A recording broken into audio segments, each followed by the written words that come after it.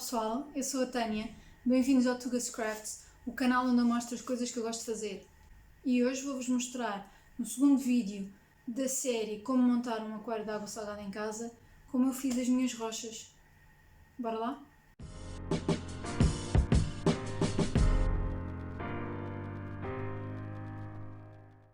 Na montagem de um aquário de água salgada, a escolha das rochas é um tema bastante controverso. Há quem defenda que se devem usar rochas vivas, rochas mortas ou até rochas artificiais. As rochas vivas trazem o benefício de acelerar o processo de ciclagem do aquário, que é a fase mais chata para quem está a começar um aquário e tem que estar semanas à espera que o ciclo do nitrogênio decorra e que se possa então introduzir animais. Esse benefício não se tem com as rochas mortas, porque elas não têm a microbiologia que uma rocha viva já traz. Por outro lado, a rocha morta também não vai ter os possíveis parasitas que uma rocha viva pode trazer logo para começar um aquário. E só estas duas questões já levam a que haja aqui a divergência de opinião em relação à utilização de uma rocha ou outra. Aquilo que faz com que algumas pessoas, como eu, optem pela versão artificial das rochas é o facto de que estas rochas foram tiradas do fundo do mar. Se tivessem sido obtidas de forma natural, ainda consistentes de água, mas não é assim que a maior parte das vezes isso acontece. E foi assim que eu decidi que ia fazer as minhas próprias rochas. Ok, é preciso ter muita paciência, tanto para as fazer, esperar que elas estejam ok e depois esperar que isto tudo cicle naturalmente, mas é um mal menor, é só uma questão de tempo e a gente chega lá.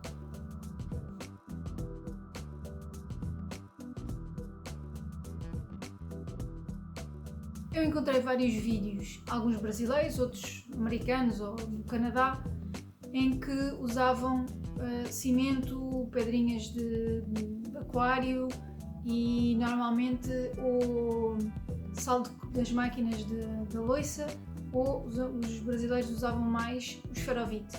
A utilização do sal ou do esferovite depende da vontade de cada um. Por um lado, o sal da máquina vai ter que estar a dissolver na água, mas isso também já tínhamos que estar a pôr as rochas dentro da água para curar o cimento.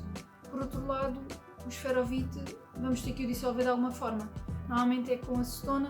Depois de dissolver tanto o esferovite como o sal da máquina, vão deixar as nossas rochas mais porosas para que depois elas sejam colonizadas pelas microbactérias que são ótimas para o desenvolvimento e o bom funcionamento do aquário de água salgada. Em termos de areia, encontrei vários tipos. Alguns usavam uma coisa que eles chamam aragonite, que eu não sei exatamente o que é. Outros usavam coral esmagado, ou então as conchas das ostras esmagadas. Pelos vistos é uma coisa que se dá às aves, tipo de capoeira, não sei muito bem para quê. Seja qual for a escolha, vão adicionar cálcio também à mistura, o que também é uma coisa boa para o aquário de água salgada, para o desenvolvimento de alguns corais que precisam disso, porque tem esqueleto à base de cálcio. No meu caso, eu fui usar aquilo que tinha por casa, que era um arião que já tinha tirado do meu aquário de água doce. O cimento fui comprá-lo, como é lógico, e o sal de cozinha, de preferência um que seja assim mais grossinho para fazer a mistura. A primeira mistura que eu fiz foi com cimento cinzento, não me apercebi, achei que tinha comprado o branco, mas quando decidi fazer uma segunda fornada vi que havia o branco e que realmente as coisas eram um bocado diferentes. E agora vou-vos mostrar como é que correu fazer as rochas, bora lá? A mistura vou então usar este copo com medida, 3 de pedrinhas, 2 de cimento e uma de sal da louça. Eu não encontrei daquele mais grossinho, gostava de conseguir pôr algum também desse assim mais grossinho, mas olha, pronto, é o que há. E de qualquer forma eu gostei do aspecto com que as outras rochas ficaram, as que eu fiz antes. Gosto da textura como ficou com bastantes buraquinhos. Vou fazer a mistura neste balde, já foi onde fiz da primeira vez. A água vai se juntar antes do sal. Estão a ver? Ele é um bocadinho mais grosso que o sal de cozinha, não é muito grosso. mas só pode ser junto depois da água, porque senão ao juntarmos água e depois ainda estarmos a envolver para obter a massa, vai começar logo a dissolver o sal. Vamos então adicionar a água aos bocadinhos, porque se for demasiada, depois é uma chatice.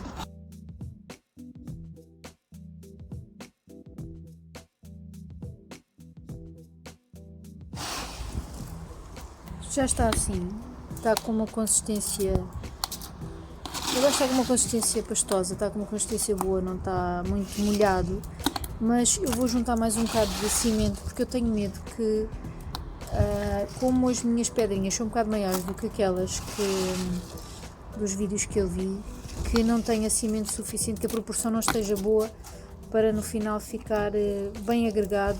Já está, juntei mais um copo de cimento, fez com que estivesse 6 de pedrinhas, 5 de cimento, um pedaço de água, já não lembro como, tipo não consigo contabilizar, e os 2 de sal. Já tenho aqui então 2 garrafas, ou seja, uma garrafa partida a meio para fazer um montinho em cima de cada um, de forma a ser tipo uma grotinha. Aqui vou fazer alguns montinhos, mas gostava de fazer uma lisa. Aqui dentro fiz uma espécie de paul, não sei, pronto, como se fosse um donut, vá. Aqui tem mais areia no meio, à volta tem um círculo para a coisa ficar assim circundante. E aqui tem várias ondinhas e tal, vou largando a mistura em cima. Vou começar por pôr aqui assim, isto é para pôr mais ou menos, não é para solidificar por cima, tem que se pousar só assim.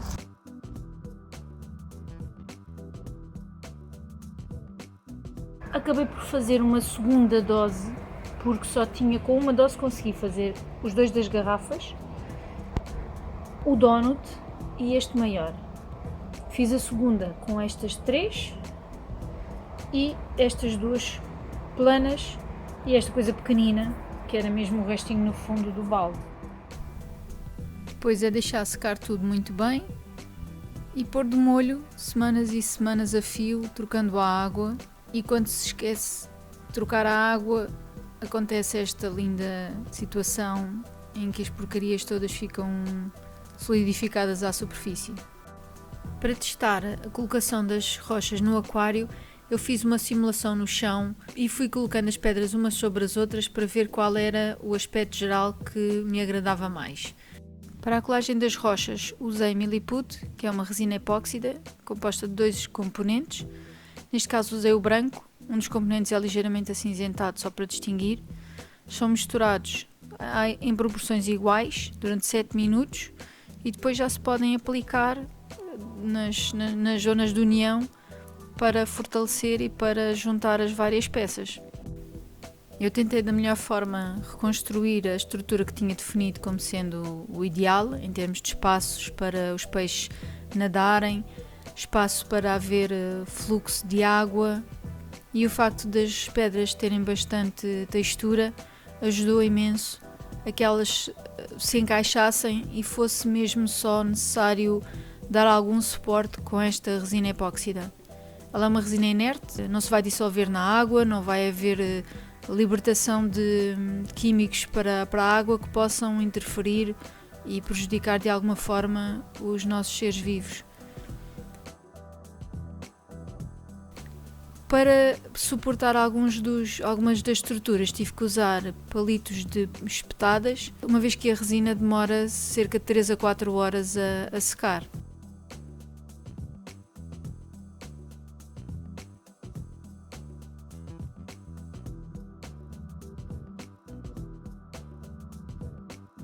Acabei por deixar de um dia para o outro, no dia a seguir já pude tirar os palitos todos e verificar que as estruturas estavam super sólidas. Aqui estava a definir o resto da estrutura, mas que só ia ser montada já dentro do aquário. Eu usei uma areia que não é propriamente areia, é coral esmagado bastante fininho, parece quase areia, é mesmo super fininho. E já pude começar a colocar dentro do aquário as estruturas que tinha feito cá fora e depois então aquelas 2 peças extra para unir as estruturas. Só quando comecei a colocá-las dentro do aquário é que eu vi que a composição era preferível estar ao contrário, porque o aquário vai ser visto mais do lado esquerdo e a estrutura maior estar do lado direito era preferível, dava melhor visibilidade.